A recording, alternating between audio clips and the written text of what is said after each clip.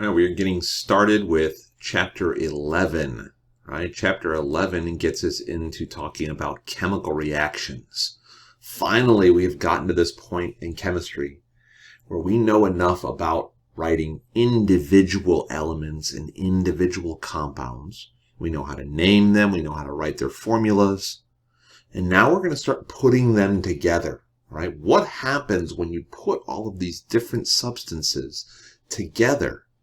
Right? And we're going to learn how to write out these chemical reactions. We're going to learn how to balance them, right? So chapter 11, learn how to write these chemical equations for chemical reactions. We're going to learn how to balance them. We're going to learn how to identify what type of chemical reaction they are.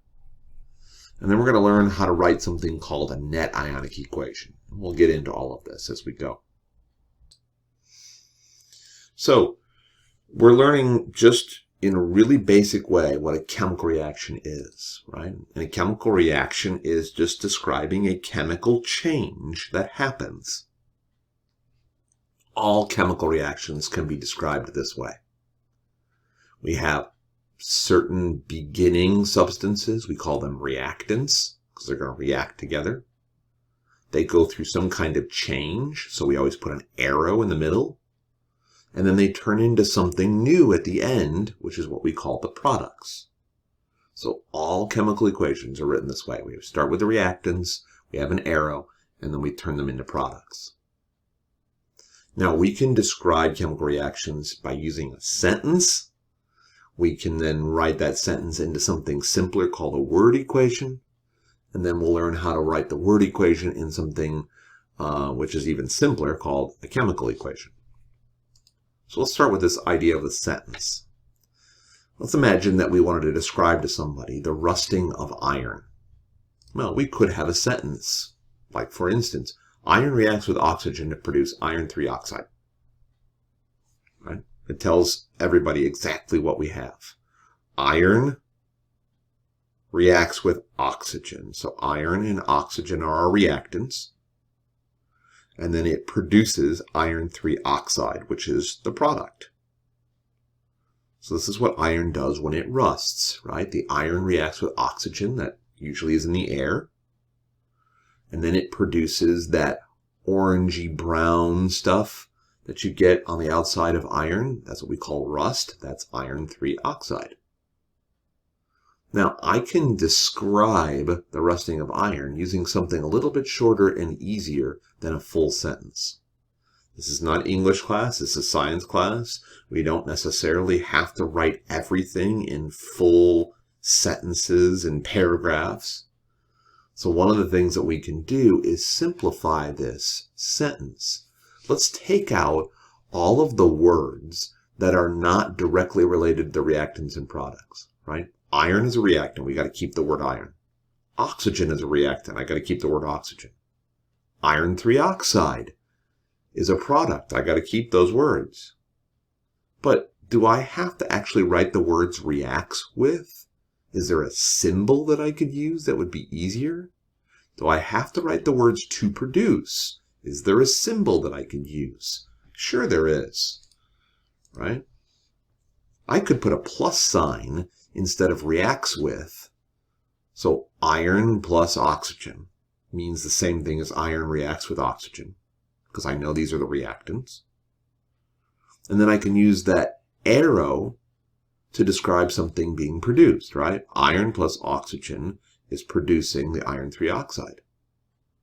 So it limits how many words I have to write. A word equation is simpler because it takes all of the words that are not the names of the reactants and products out and replaces them with plus signs and arrows. Right? So we can describe this rusting here that we have going on with something simpler, like a word equation. Now, I also want to be able to go backwards. I want to be able to take a word equation, and I want to understand how to translate it back into a sentence, because the plus sign is not always going to mean these exact words. It's not always going to mean reacts with. This arrow here doesn't always have to be called to produce, right? That arrow can be called a couple of different names. And so let's look at a different example.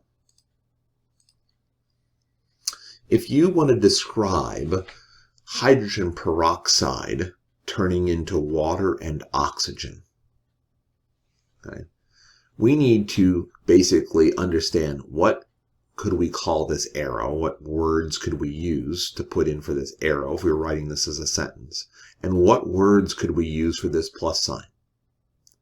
Now first, let's tackle the plus sign. The plus sign is on the product side this time. Right? Unlike the last example, the plus sign was on the reactant side. So I can't say reacts with, I can't say water reacts with oxygen this time. Why? Because this is the product side. They're not reacting. These are what's forming. Hydrogen peroxide is my reactant. I only have one reactant this time. So the arrow in the last example, we said the arrow stood for to produce. But grammatically, that would make no sense here. Because read it off, right? Hydrogen peroxide to produce. Wait, what? That doesn't sound right. Could you say hydrogen peroxide produces water and oxygen? Oh, yeah, that makes more sense.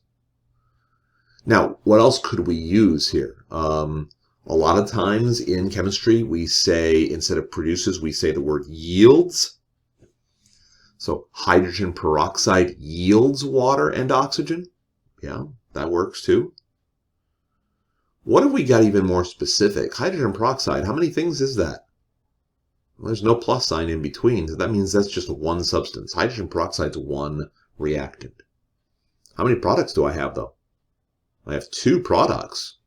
So if I only have one reactant and it's turning into two products, I'm taking one thing and I'm breaking it down into two. So could I say hydrogen peroxide breaks down into water and oxygen? Yeah, that would make sense also. What's a fancier word for breaks down? Decomposes.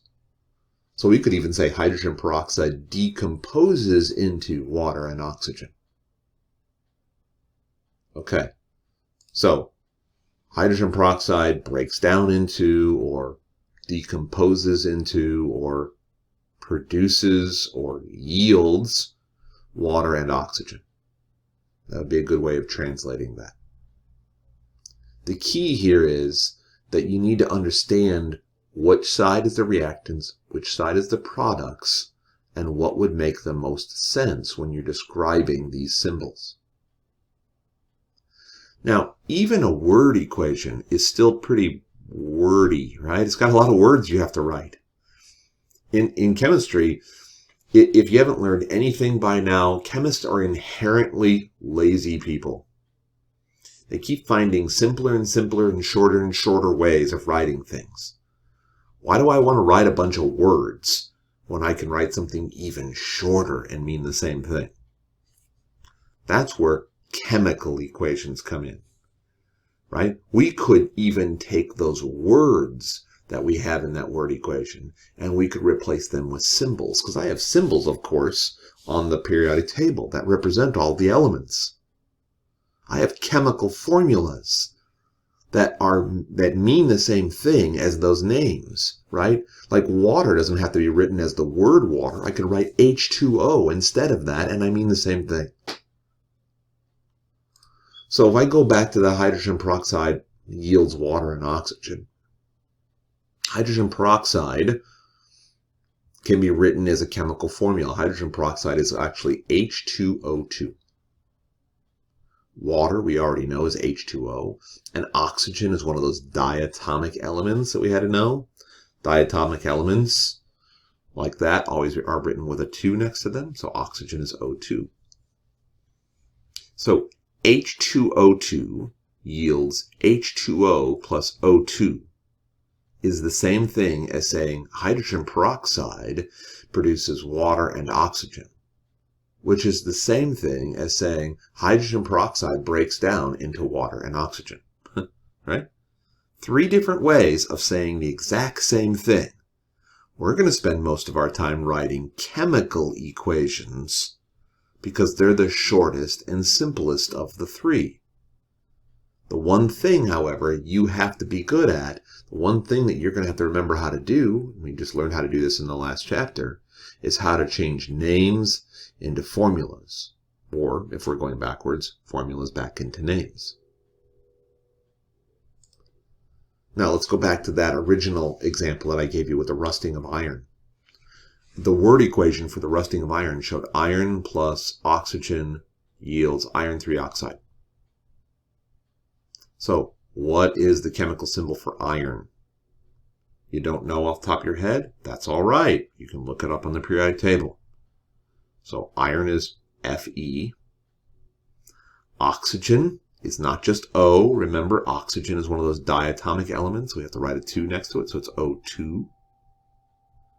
And then iron 3 oxide. So iron is a metal, oxide's a nonmetal, so this is an ionic compound. So that means that I have to use their charges, and I have to crisscross. So this is something that we've already learned how to do in here, so let's kind of review. So iron 3, the 3 means that's its charge. So this is iron with a positive 3 charge. Oxide, oxide is O. What charge does it have? Well, since it's in group 16 in the periodic table, we learned that everything in group 16 is always a -2.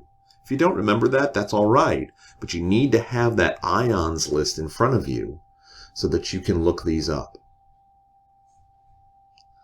We said that iron was just Fe by itself, and oxygen was O2.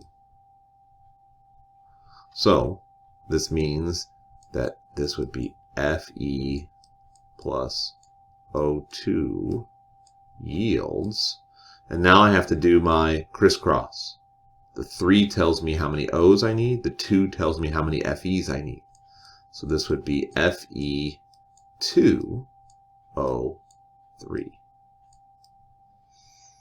So there is my chemical equation for the rusting of iron. This right here tells me iron plus oxygen yields iron 3 oxide. Tells me the exact same thing that this did, except that it's a lot less writing. But you have to know how to write chemical equations, which is why we had to learn that in the last chapter.